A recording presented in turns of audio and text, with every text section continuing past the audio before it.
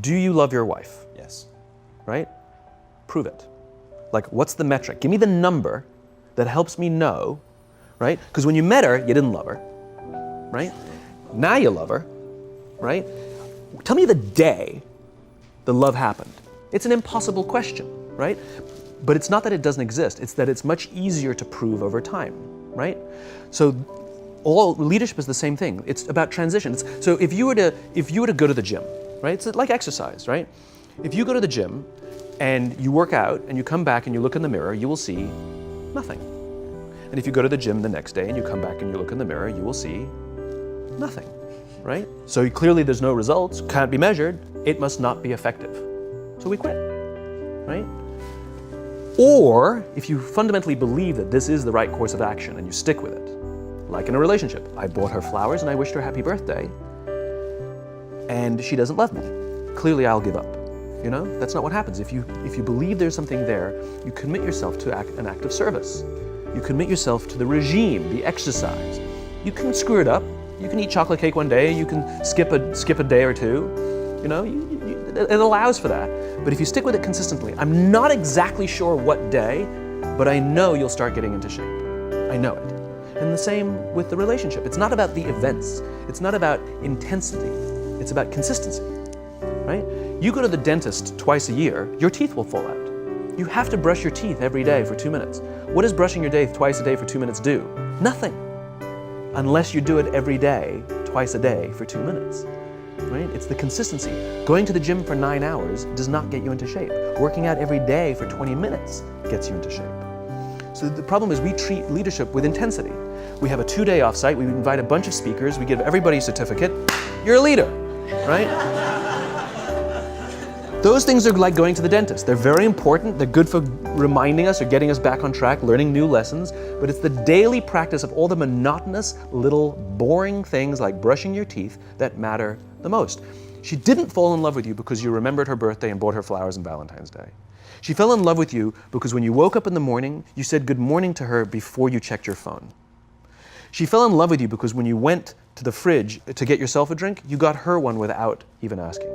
She fell in love with you because when you had an amazing day at work and she came home and she had a terrible day at work, you didn't say, yeah, but let me tell you about my day.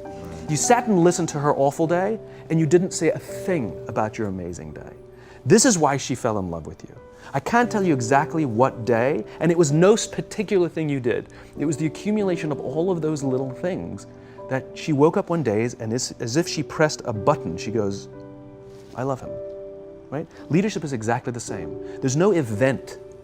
There's no thing I can tell you you have to do that your people will trust you. It just doesn't work that way.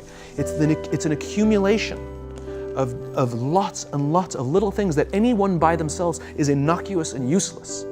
Literally, pointless by themselves. People will look at little things that are good leadership practices and say, that won't work, and you're absolutely right. But if you do it consistently, and you do it in combination with lots of other little things, like saying good morning to someone, that looking them in the eye. My friend George, who's a 3-star general in the Marine Corps, he says his test for leadership, and I love this, he goes, his test for a good leader is if you ask somebody how their day is going, you actually care about the answer.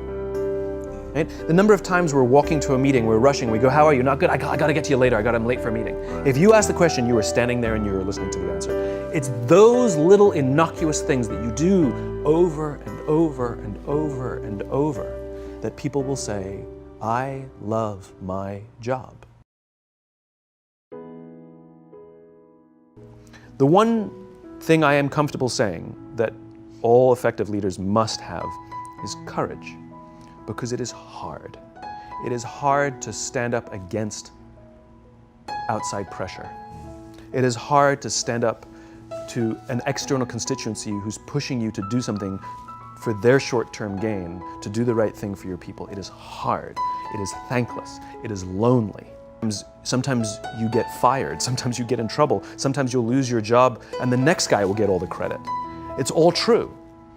And the courage to do the right thing in the face of overwhelming pressure, only the best leaders have that courage. Only the best leaders. And here's the folly. Courage is not some deep internal fortitude. You don't dig down deep and find the courage, right? It just doesn't exist. Courage is external. Our courage comes from the support we feel from others. In other words, when you feel that someone has your back, when you know that the day that you admit you can't do it, someone will be there and say, I got you. You can do this. That's what gives you the courage to do the difficult thing. It's not going off to an ashram by yourself somewhere for 4 weeks and coming back and finding the courage. It's not what happens. It's the relationships that we foster. It's the people around us who love us and care about us and believe in us. And when we have those relationships, we will find the courage to do the right thing. And when you act with courage, that in turn will inspire those in your organization to also act with courage. In other words, it's still an external thing. That's what inspiration is, right? I'm inspired to follow your example. But those relationships that we foster over the course of a lifetime will not only make us into the leaders we need to be and hope we can be, but they'll often save your life. They'll save you from depression, they'll save you from giving up, they'll save you from any matter of negative feelings about your own capabilities, your own future, when someone just says, I love you.